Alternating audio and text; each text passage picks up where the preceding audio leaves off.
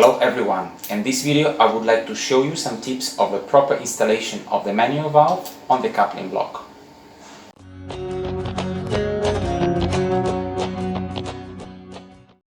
Someday it comes to a replacement of a worn or leaking manual valve on the hoses, and here are several steps for a proper installation.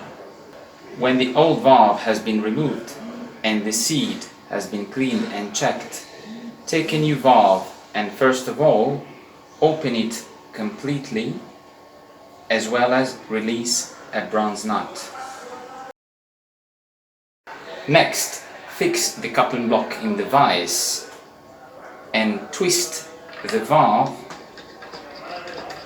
by hand and with a spanner number 13 until the end.